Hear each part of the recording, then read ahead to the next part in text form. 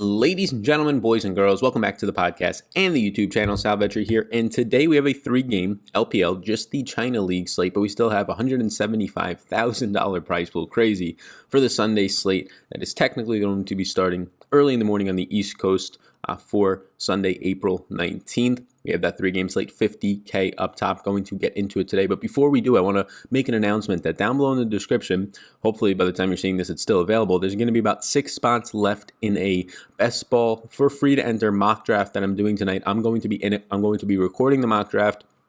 It's about 20 seconds per pick. It shouldn't take all that long, maybe a half hour of your time, and I'm going to be putting that recording edited and putting it up on YouTube. So if you want to be featured in it, I'm going to be analyzing as I go, mainly my picks, but potentially other picks that I find interesting off the board, things like that. So we're going to be doing a mock draft with the viewers. I'm going to be trying to do this on a weekly basis when the NFL season gets closer, but definitely want to do it once before the draft and then once after the draft just to see the strategy change there, the real draft. So the mock draft, that's going to be tonight at 7 p.m. East Coast time. It's already halfway filled, a 12-team league. Check it out. It's linked below. I'll link it to the tweet because I can't link directly to the site. Otherwise, I risk getting a strike from YouTube for sending people to a gambling site. Fantasy site, but yeah, check that out. Totally free to enter, no gimmicks about it. I'm going to be creating some content on that. This video is sponsored by Monkey Knife Fight, and below in the corner, if you deposit their minimum of $10, they'll send you $15 for free. And also, I'll send you the League of Legends course that I created, a $30 value. So you can check out Monkey Knife Fight, all the awesome stuff that they have. Their props are going to be up a little bit later today as I record this at 5:40 a.m. East Coast time, and check out all the stuff that I have going out. I'm going to be trying to pump out a daily season-long video. We've done the last 2 days. I have one scheduled up for today to release around 9 or 10 a.m. East Coast time. So check out all that stuff. Let me know any other interests that you have in terms of season-long content that you like to see right now.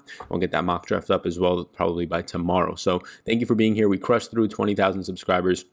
I'm going to be doing some sort of a giveaway once I can think about that later today. So thank you so much. I really do appreciate all the support from everyone. Pretty cool to see that yesterday. Pretty awesome accomplishment from everybody in the community. So on this slate today, 3 games. You have Invictus Gaming currently is like a 1,400 favorite over LNG. That's wild. You have JD Gaming as a minus 500 favorite over LGD. And then the closest odds are minus 357 favorite Edward Gaming over Team Wii. So 3 huge favorites today. Team Wii being the smallest underdog. And I say smallest at plus 256. You have at JD Gaming at plus 342. And then LNG, who has been known to get huge upsets over the past month, about 2 or 3 times, plus 683 underdog. What you're getting in these matchups today for Invictus Gaming against LNG. Invictus Gaming leads the slate with 16.6 kills per contest. LNG dies the 3rd most times on the slate at 14.7. Invictus Gaming actually dies the most on the slate. So not only do they produce the most kills at 16.6 per contest, they actually die the most times on the slate as well at 15.2 times per contest. In the matchup between JD Gaming and LGD, JD Gaming is only dying 9.5 times per contest, the least on the slate, while their opponent, LGD, is going to be dying the 2nd most times on the slate at 15 per contest, only behind Invictus Gaming. And then you get the matchup that potentially, based on Vegas, is going to be the closest of the day, Edward Gaming versus Team Wii. Team Wii actually produces barely. It's pretty much a virtual tie at 14 kills per contest each. Edward Gaming, though, only dying 10.2 times per contest, the 2nd fewest on the slate. Edward Gaming's 1.35 KDR is the 2nd best on the slate. Team Wii is by far in terms of Vegas, in terms of all the analytics that you're going to look at, looking at kill-death ratio, looking at dragon control, lane control, they're by far the 4th best team on the slate ahead of the 2 other underdogs, and that's exactly what the Vegas odds are showing. So when you go through it today, it's going to be difficult to, on a 3-game slate, want to completely fade everyone. Like Invictus Gaming currently in the morning is a minus 1,400 favorite. We'll see where that times out by the end of the day. If they get to like minus 1,500, it starts moving even more in their direction as the day goes on. It's going to be hard to get away from them, but it's also hard to recommend completely fading LNG because they're going to be 2% owned on a 3-game slate, maybe 3% owned with an upside of like that 3%, 4 or 5% to actually win the slate. And it's going to be hard to get different. So one way to get different, well, just run all these teams and get unique within your lineups.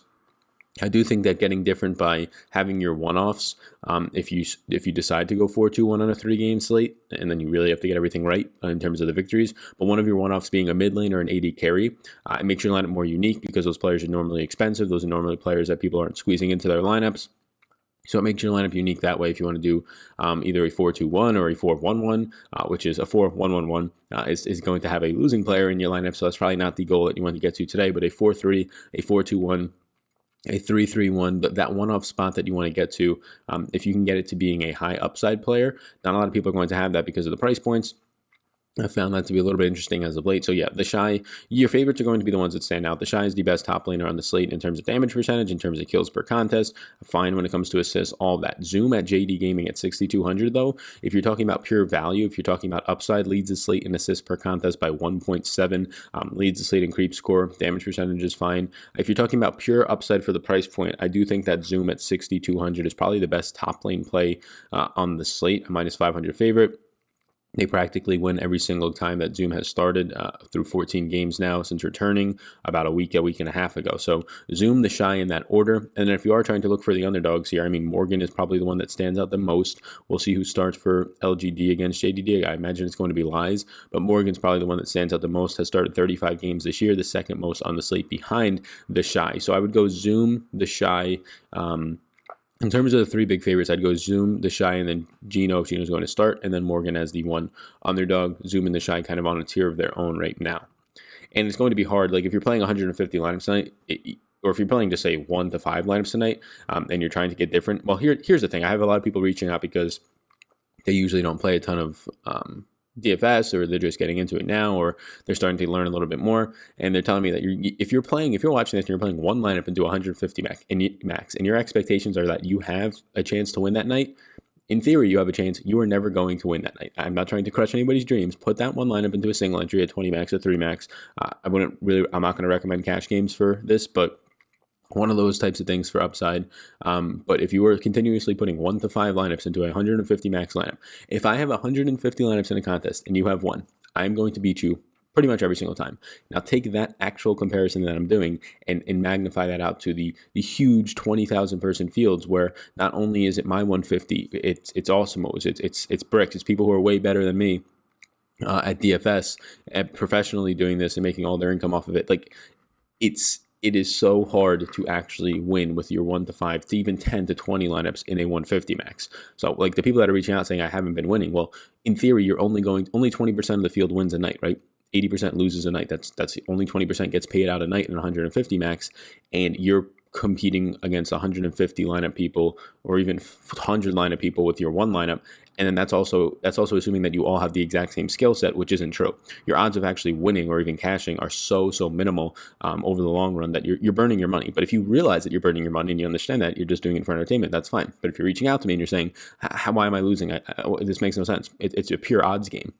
You're putting your money in the worst possible spot. Playing one lineup in a 150 max lineup continues to be the worst possible spot for realizing ROI in DFS, no matter the contest. So that was a little bit of a rant there, but I've had probably in the last week like 10 people reaching out saying that they're not winning. And I said, well, what's your contest selection? I'm playing the big GBP. How many lineups? 2 to 3 a night. Well, you're never going to win. It doesn't matter the sport. You're just never going to win.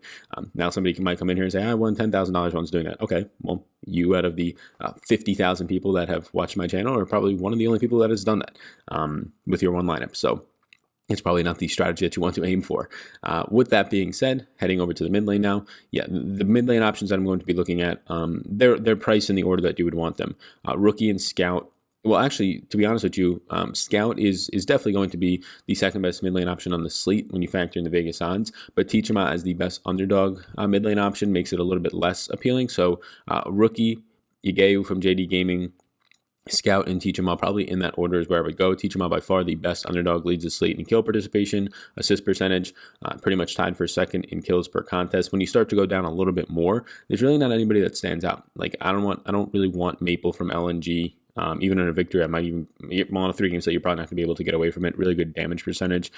All these players will be in my player pool, I guess is the way to put it. Depending on ownership is where I'll get to them, but it's probably going to be me just getting unique within my stack. So there's a 3-3-1. A 4-2-1, and getting my one off to be a little bit different today. And then in my 4-3 stacks, I'll have some chalk ones, but I'll be sure to throw those out as I sort through my lineups. I make 150 lineups, but I sort through like out of 400 and pick the best ones based on ownership, based on projection. So I'll be throwing out some chalky ones that spend all the money just because I'd rather not split it a ton of ways. And then I'll try and keep some 4-3 stacks that seem okay, that won't be split a ton of ways because I'm fine splitting it with like 3 people. And then also As I get down, I'll keep obviously the 4-3 stacks that are a little bit more unique, whether it's because of the captain or the other team that's stacked in there. So yeah, rookie, Teachama, Scout, Yageu, nothing else below that. Like Maple and Yuki are going to be in my exposures, but they don't stand out. Even in victories, they won't really stand out all that much. Support players is another one. Like if you get a support player on a losing team, the 3 support players that lose today, there's no shot that they're actually going to do anything for you. Support players on losing teams draw dead. They draw absolutely no points. So you want the support player on the winning team, which probably means that I'm only going to be taking the 4 best odds teams here, the 3 favorites, and then missing from Team We as the underdog. Missing from Team We, tied for the lead on this slate when it comes to assists per contest, second in kills per contest, number 1 in damage percentage. I mean, this is a great support player. You just need to get the victory. So Southwind's going to be on a tier of his own when it comes to support players at 6,200. Tier 2 is probably LeMayu, and then Tier 3 is going to be Miko and Missing from the exact same game. Because Miko is such a big favorite, I'm going to give Miko the edge, but Missing is firmly in play as probably the second best overall support player on the entire slate.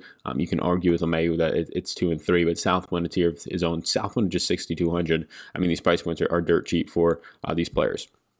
Now, if you really want to gain an edge here and you're playing one lineup into the 150 max and you're saying, I could win, I could beat those odds. Well, you can't. But number 2, you're probably going to have to play a team like LNG. Unless you want to, the one time that your 150 lineup actually pops off for you and you're splitting it 200 ways and you only came home with $350 or $400 for first place, you might think that that's good, but man, you just used your one time in maybe a year, or really if you're playing one lineup, in 150 max, if you plan to win, the realistic outcome, I don't have the percentages here with me, is that you're winning once every few years. And most people can't sustain a bankroll that long, or at least have the disposable income to, or get just tired of losing. So if you waste that once every 4 years of victory on a time where you split it a ton of ways, that is brutal. That is not realizing your expected value, your EV. So yeah, I do think that if you are going to play that way, you either have to get really different, a 4-2-1 with unique one-offs and interesting captain options, or you just straight up say, I'm going to take Edward Gaming as my 4-man stack. I'm going to take LNG as the upset as my 3-man stack. That's not a fantastic strategy. If I'm playing 150 lineups, I'm not going to have a lot of those. But if you're playing one lineup, you need to generate leverage somewhere. So here at the AD carry, yeah, I think that my favorite AD carry, when I factor in price, like Puff is fantastic. Puff is going to be great. Puff, Hope, and Loken and Zhang Ming are 4 incredible. You can even throw Kramer for another example in there, are some incredible. I mean, Kramer leads the slate in kill participation, leads the slate in damage percentage, is the 5th most expensive player here. So all these AD carries are really fun to get to. When I factor in price, I think Loken from JD Gaming might be the best option. Just factoring in price to get a little bit cheaper. Like you get a favorite, a minus 500 favorite, second best in the slate, a player that leads the slate in creep score per minute, average kills per contest, dies the second least in the slate at just 7,400. That's a pretty easy spot to slide into your captain spot and still have the ability to throw Puff into your AD carry spot, or Hope into your AD carry spot, right? So I do like the price point for what Loken allows you to do lineup construction wise. All these favorites look fantastic. Zhang Meng looks fantastic. Zhang Meng in a victory for Team Wheat today would likely be a bloody contest with both teams generating 14 kills per contest. It would likely be a top 1 or 2 highest scoring player on the slate. So yeah, I think Loken just at that price point really allows you to do a lot with your lineups. As we continue to go here, please do hit the subscribe button. Let me know down below. Well, first of all, be sure to get into the contest tonight. It's going to be at 7 p.m. I'm going to be drafting and recording it on drafters.com. There's a link below. We're about 6 out of 12 people filled for that one. So by the time you're watching this, it might be filled. So just check the link down below. It'll send you over to Twitter, or that link over on Twitter will send you to there. It's sort of an end around, so I don't get a ban from YouTube. And then also check out Monkey Knife Fight, awesome stuff they have over there. If you're not playing their props, I usually like to put their props on the screen, but they're not out yet because I'm recording this so early in the morning. Maybe I can urge them to try and get them out a little bit earlier each day. But their props, it's fun stuff, kills, assists, fantasy points, which I have projections for on Patreon, which you can check out all my stuff there. Yeah, Monkey Knife Fight, it's ton of fun. If you sign up for the first time, $10 is the minimum deposit. They'll give you a $15 bonus. I'll give you my League of Legends course. A little bit of a bam, bam, pow, pow. How can you beat that deal right there? Canopy from junglers.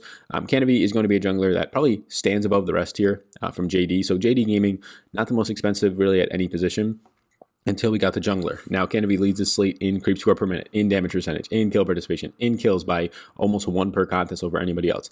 Canopy at 7,200, the only jungler to be above $7,000, $400 more expensive than the next closest. I think Canopy's on a tier of his own today, but Liang from Invictus Gaming is a minus 1,400 favorite. If Liang continues to get the start today over Ning, which has been the case as of late, at just 6,600, Liang does stand out at minus a 1,400 favorite. So there are options here. I think Canopy, even though most expensive, would be my number one option if you're just building one lineup and trying to get a little bit of a different lineup. I do think you could throw Canopy into the captain spot. There's nothing completely wrong with that. So Canopy, Liang in that order, Beisheng from Team Wii is somebody as an underdog that you want to keep an eye out for. As a big underdog as well for Peanut, a plus 342 underdog. Peanut and a victory as a jungler. He's somebody that I probably don't want in my captain spot because then I would rather have the LGD AD carry and or mid laner, but that's a good spot to get to. So lots of these junglers are in play. The only one that I might actually cross out is XX from LNG. I don't really want to get there all that much. Ning's probably not going to start. And we'll see who starts for Edward Gaming. So Canopy, Liang, Beisheng, those are 3 players that really do stand out. Obviously, whoever starts for Edward Gaming will be in play. If it's GG, I'll actually see who has to start here, but if it is GG would lead the slate in assists per contest out of all the starters, which is at least something to point out. So that's where I'm at with the positional players. Team, I'll just throw on the page right now. So thank you for tuning in. The teams, I will have every single one of these teams in my exposures. I probably won't even cross out LNG since it's only a 6-game slate. I'm not going to cross out their players, so I might not even cross out their actual team spots. The best team spot that I see on here right now is JD Gaming. Just in victories, they're averaging the most points per contest. They have the best kill death ratio. They actually are a nice little discount off of Invictus Gaming of 5,600. They die the least per contest, so I actually feel the best about JD Gaming.